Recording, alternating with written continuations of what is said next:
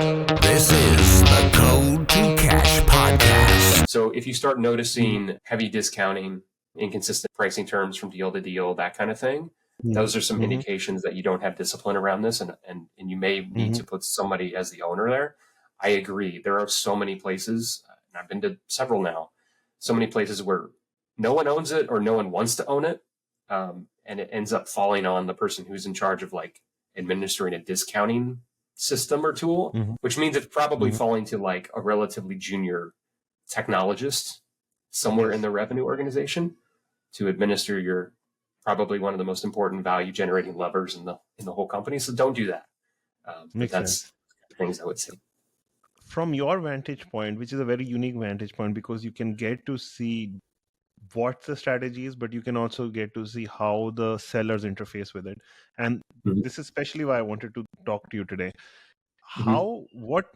My understanding of sellers is that most sellers are incentivized to make more money, right? So what happens when, what is their incentive, or what is the seller thinking when they're discounting that aggressively? Because I would imagine that their own compensation is getting hit by this. And what is the right way to make sure that your sellers are incented correctly to your monetization strategy? Yeah. Well, the most important thing is having everybody chase toward an overall number that we're trying to hit. If you need to discount, let's say, hit the goal for the end of the year, I don't think your board is going to have a trouble with that. What the struggle is that on the individual basis, everybody has an incentive to make some money for your sellers, to make some money in commission versus none.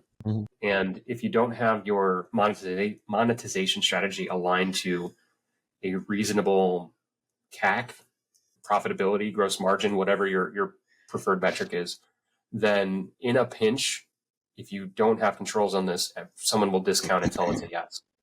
And that's really the struggle. And then that's one interaction, or that's one transaction that happens, but you will get a response and the competitor will discount to match the price. And then suddenly, if you're not at scale and like drastically at scale, talking Amazon, Walmart kind of scale, it's very hard to win on margin, or sorry, to win on price alone.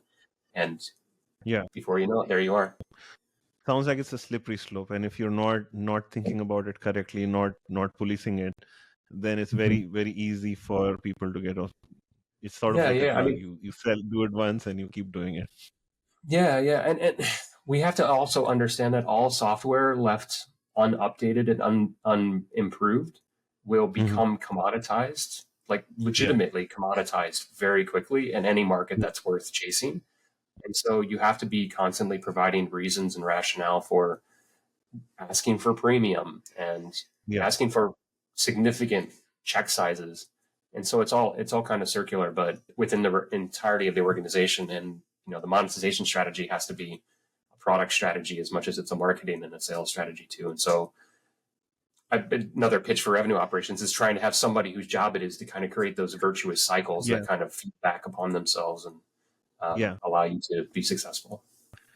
So then, see, this discounting thing is interesting, because how do you? One is about having no controls, and sometimes I've observed adverse behavior with my sellers where they don't ask for a discount. They start padding up the pricing because they don't want to go back to management to ask for something, because they don't get a response. So what sort of controls do you set there to make their life easier? I'm just curious. Yeah. So there needs to be a playbook in regards to pricing.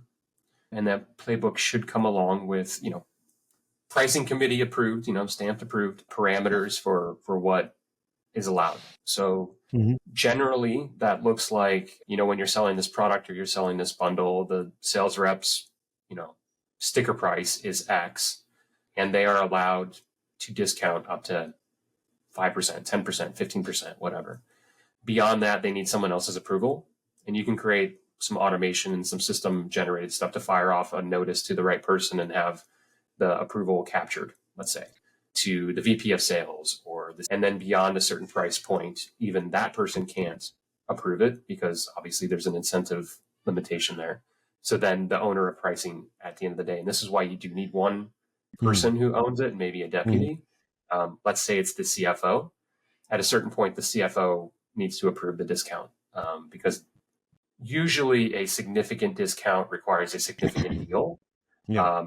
for strategic and or just because of the size of it. And the CFO is going to have the best viewpoint as to, is this deal profitable or not? What are the impacts of doing this deal maybe at a loss? And how do Yeah. we manage through that? So there's layers to it. The layered Yeah. approach is better.